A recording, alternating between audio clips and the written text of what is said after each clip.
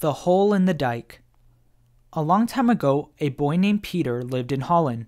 He lived with his mother and father in a cottage next to a tulip field.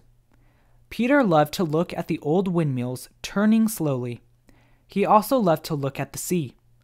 In Holland, the land is very low, and the sea is very high.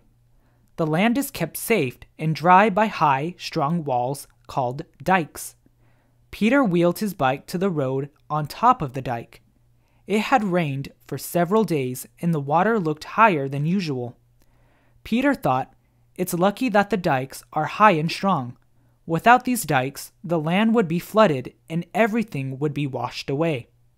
Suddenly he heard a soft, gurgling noise. He saw a small stream of water trickling through a hole in the dike below. Peter got off his bike to see what was wrong.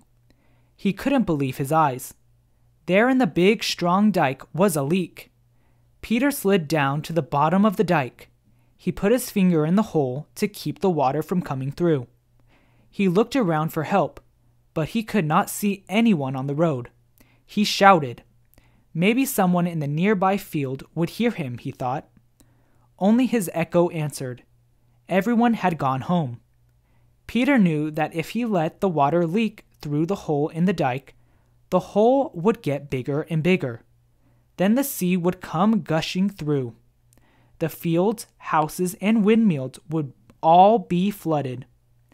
Peter looked around for something to plug up the leak so he could go to the village for help. He put a stone in the hole and then he put a stick in it. The stone and the stick were washed away by the water. Peter had to stay there alone. He had to use all his strength to keep the water out.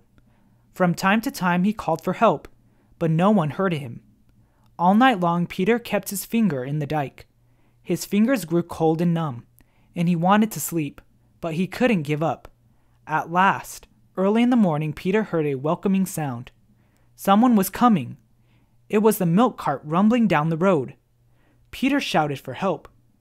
The milkman was surprised to hear someone near that road so early in the morning. He stopped and looked around. "Help!" Peter shouted. "Here I am, at the bottom of the dike. There's a leak in the dike. Help! Help!" The man saw Peter and hurried down to him. Peter showed him the leak and the little stream of water coming through. Peter asked the milkman to hurry to the village. "Tell the people, ask them to send men to repair the dike right away." The milkman went as fast as he could.